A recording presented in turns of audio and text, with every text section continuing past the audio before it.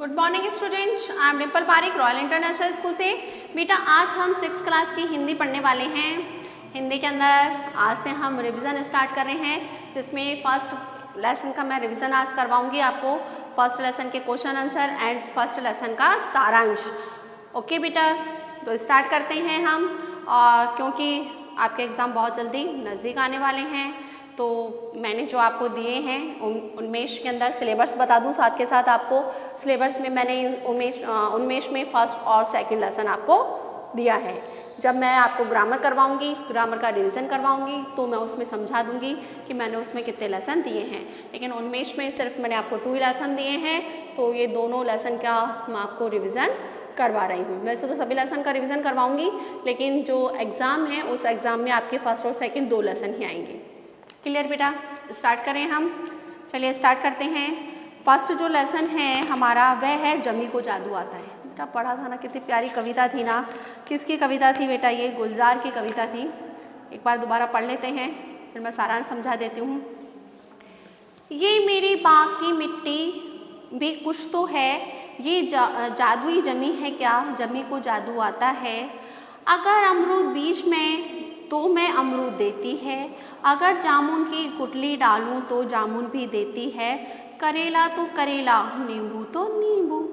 कि इसमें क्या बता रहे हैं गुलजार कि जो मेरी मिट्टी है, जो जब मेरी भारत की मिट्टी है, मेरे बाग की जो मिट्टी है, क्या उसको जादू आता है क्या, कि मैं जिसके बीज डालता हूँ वह उसी का फल हमें दे देती है। अगर मैं अमरूद के बीज डालता हूँ तो हमें अमरूद दे देती है, मैं जामुन की गुठली डालता हूँ तो वह मेरे को जामुन देती है, अगर मैं करेले के बीज डालता हूँ तो करेले देती है, और नींबू डालता हूँ, नींबू के बीज डालता हूँ तो मेरे को नींबू देती है।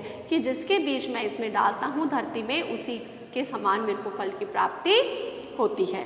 नेक्स्ट है, अगर मैं फूल मांगूँ तो गुलाबी फूल देती है, मैं जो रंग दूँ उसे वो रंग देती है। ये सारे रंग क्या उसने कहीं छुपा कर रखे मिट्टी में, बहुत खोदा मगर कुछ भी ना निकला, जमी को जादू आता है। उसमें कवि गुलजार वर्णन करते हुए कह रहे हैं कि यदि मैं इससे कोई फूल मांगता हूँ तो वह मेरे को गुलाब का फूल या गुलाबी फूल देती है। मैं जो भी रंग इनसे प्राप्त करना चाहता हूँ वह प्रत्येक रंग मेरे को वह क्या करती है, देती है। अर्थात कहने का अभिप्राय है कि इस धरती के अंदर मैं जिसके बीज डालता हूँ, चाहे फल का डालूँ, फूल का डालूँ और किसी का डालूँ, तो उसी के समान मेरे को फल और फूल मिलते हैं। कि अब उसको लगता है, गुलजार बोल रहे हैं कि मेरे को कई बार शक हुआ कि क्या ज़मीन के अंदर उसने अपनी ज़मीन के अंदर कुछ छुपा के रख रखा है क्या, कि ऐसा तो नहीं कि उसे ज़मीन में कुछ छुपा के रख रखा हो, कोई ऐसा जादू हो, कोई ऐसे ट्रिक हो कि जिसके भी बीज डालो उसका पेड़ उग जाता है। तो उसने क्या किया, उस ज़मीन को खोदा, लेकिन उसको कुछ भी नहीं मिला। कि सही बात है कि ज़मीन को क्या आता है, जादू आता है। क्लियर। थर्ड पैराग्राफ देखिए। जमी को जादू आता है, बड़े करतब दिखाती है, ये लंबे लंबे ऊंचे ताड़ के पेड़ उंगली पर नचाती है, उंगली पर उठाती है, जो गिरने भी नहीं देती, हवाएं खुद हिलाती है, जमी उसे हिलने नहीं देती। उसके बाद में कवि गुलजार वर्णन करते हुए कह रहे हैं कि इस धरती के ऊपर ही क्या है, ज़मीन पर ही क्या है, वह बहुत बड़े बड़े करतब दिखाती है। ताड़ के बड़े बड़े ऊंचे ऊंचे पेड़ हैं जो ऐसा लगता है कि उसने अपनी उंगली पर उठाकर रख रखे हो, और उनको गिरने भी नहीं देते हैं। कितनी तेज हवाएं चलती है, लेकिन जमी बिल्कुल जरा सी भी नहीं हिलती है। क्या वास्तव में जमीन को क्या आता है, जादू आता है। आगे देखो, मेरे हाथों से शरबत दूध पानी कुछ गिरे तो सब टिक टाक कर जाती है, ये कितना पानी पीती है, गटक जाती है जितना दूं। कि उसके बाद में बता रहे हैं कि मेरे हाथों से कोई शरबत गिर जाए, कभी दूध गिर जाए, कभी दही गिर जाए, कभी पानी गिर जाए, कुछ भी गिर जाए, वह क्या कर लेती है, इसको पी जाती है, गटक जाती है, यानी कि उसको पी जाती है। कि ये कितना पानी पीती है पता ही नहीं चलता है। अब उसी से संबंधित आगे वाला पैराग्राफ है। इसे लोटे से दो या बाल्टी से, या नल दिन भर खुला छोड़ दो, गजब है पेट भरता ही नहीं इसका, सुना है नदी को भी छिपा लेती है अंदर, जमी को जादू आता है, यकीनन जमी को जादू आता है। उसमें बाद में गुलजार लास्ट में वर्णन करते हुए कहते हैं कि इसको शरबत और दूध की तो बात ही अलग है। इसको अगर बाल्टी से पानी डालो, लोटे से पानी डालो, यदि नल को सारे दिन भर खुला छोड़ दो तो वह उसका पानी भी क्या हो जाता है, समाप्त हो जाता है। लेकिन इसकी प्यास बुझती ही नहीं है कि इतना इसका कितना बड़ा पेट है कि इस पेट के अंदर इसने क्या छुपा रखी है, नदियों को भी छुपा के रख रखा है। कि सही में यकीनन जो धरती है, जो उसको क्या आता है, जादू आता है। क्लियर बेटा? बहुत प्यारी कविता थी जिसके अंदर कवि की जो देश और जो मातृभूमि है, अर्थात जो हमारी भारत की भूमि है, भारत की जो जमीन है, उससे जुड़ाव का पता चलता है। क्वेश्चन आंसर स्टार्ट करें। पहला है, मुख से कवि को मिट्टी में क्या नज़र आता है?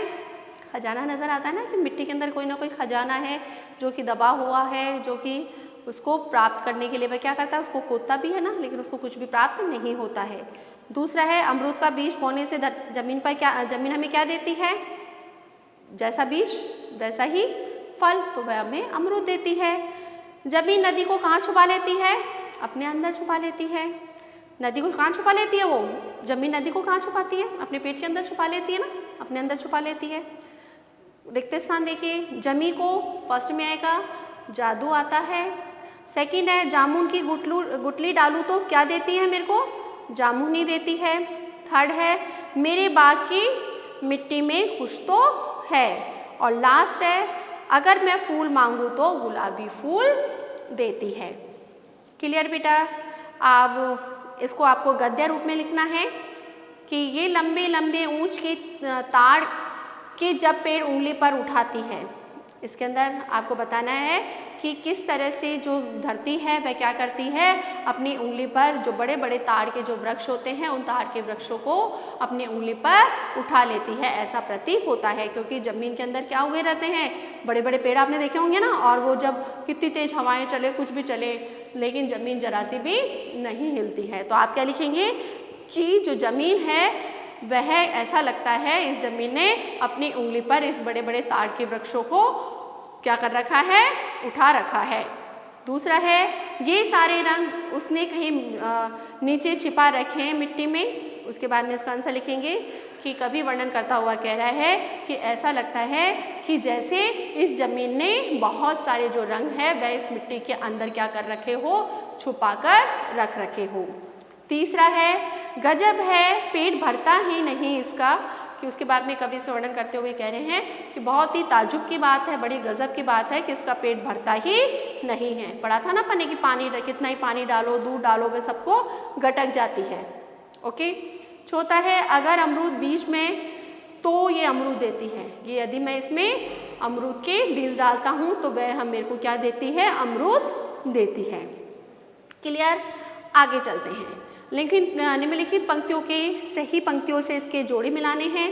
पहला है, ये लंबे लंबे ऊंचे ताड़ के जब पेड़, क्या लिखेंगे, सेकंड वाला, उंगली पर उठाती है। सेकंड है, हवाएं खुद हिलाती है, क्या होगा, थर्ड वाला होगा इसका, जमीन हिलने नहीं देती। तीसरा है, मेरे बाग की मिट्टी में, पहला वाला होगा, कुछ तो है। चौथा है, सुना है ये नदी को भी क्या कर लेती है, छुपा लेती है, लास्ट वाला पांचवा। फिर है, इसे लोटे से दो या बाल्टी से, फोर्थ वाला। क्लियर बेटा? चलो आगे दे रखा है, कुछ आपको जो इसके शब्दों के अंदर देने हैं, कुछ ज़्यादा नहीं देना, एक आध वाक्य के अंदर ही आपको इसके आंसर देने हैं। पहला है, जमी कवि को गुलाबी फूल कब देती है, कि जब वह क्या करता है, जमी कवि को गुलाबी फूल कब देती है, जब वह क्या करता है, इसमें बताया था ना, अपन ने पढ़ा था ना कि यदि मैं उसके अंदर गुलाब का बीज बोता हूँ तो वह मेरे को, अगर मैं फूल मांगूँ तो गुलाबी फूल देती है। तो आपको क्या लिखना है कि जब मैं उससे गुलाबी फूल मांगता हूँ, अर्थात गुलाब के जो कलम वगैरह जो होती है ना, उसको लगा के, यानी कि जो गुलाब की जो बीज होते हैं या गुलाब की जो उसकी कलम होती है, उसको जब लगाया जाता है तो वह हमें उसको क्या देती है, गुलाबी फूल देती है। आगे है, कवि जमीन को किन पात्रों में पानी पिलाता है ना, कवि जमीन को किन पात्रों से पानी पिलाता है, कौन से पात्रों से पिलाता है, बताया था अपन ने कि कभी जो है वह क्या करता है कि कभी तो क्या करता है वो आपको लोटे से पानी पिलाता है, कभी बाल्टी से पिलाता है, कभी क्या करता है नल को पूरा खुला रखता है। तो आप क्या लिखेंगे, लोटे और बाल्टी से। आगे है करेला व नींबू की क्या विशेषता होती है? क्या विशेषता होती है? नींबू तो क्या होता है, खट्टा होता है और करेला क्या होता है, कड़वा होता है। Okay, clear? चलो आगे चलते हैं हम। आगे हम चलते हैं कुछ वाक्यों में। इनके जो आंसर है ना बेटा, ये 2-3 वाक्यों में आपको उसके आंसर देने हैं। पहला है, कवि को ऐसा क्यों लगता है कि जमी को जादू आता है? क्यों लगता है? क्योंकि उसको ऐसा इसलिए लगता है क्योंकि जिसके भी बीज वो जमीन में डालता है उसी का वृक्ष क्या हो जाता है, उग जाता है और उसी के समान क्या होते हैं, फल या फूल उगते हैं। और बहुत सारी जो चीज़ें हैं वह हमें काई से मिलती है, इसी जमीन से मिलती है। तो कवि को लगता है कि जमीन को क्या आता है, जादू आता है। नेक्स्ट है, कविता में जमीन के किस बड़े करतब की बात कही गई है?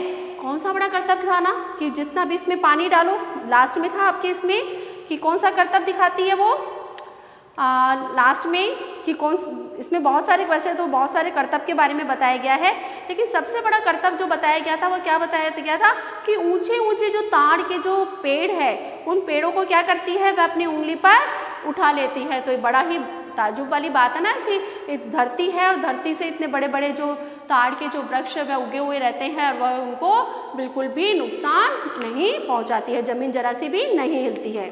तो ये करतब की बात कही गई है। लास्ट है, जमीन अपने अंदर क्या क्या समा लेती है? क्या क्या समा लेती है कि अपन ने पढ़ा था ना कि दूध डालो, शरबत डालो, कितना ही पानी डालो, वह सारी चीज़ें क्या करती है, वह अपने पेट में छुपा लेती है। और तो और जो नदी है उस नदी को भी वह अपने अंदर छुपा लेती है। तो यकीनन सही बात है कि जमीन को कुछ ना कुछ जादू तो आता ही है। ओके बेटा, क्लियर? आपको आई होप आपको इस लेसन का सारांश एंड क्वेश्चन आंसर भली प्रकार से समझ में आ गए होंगे। अब आपको जल्दी जल्दी क्वेश्चन के आंसर क्या करने हैं, याद करने हैं। कोई प्रॉब्लम हो तो आप मेरे से स्कूल में आके कंसल्ट कर सकते हैं, मेरे से मिल सकते हैं। और आपके एग्ज़ाम स्टार्ट होने वाले हैं तो जल्दी से स्टार्ट कर दीजिए करना। ओके बेटा, आज के लिए इतना ही। Good day, good bye, take care.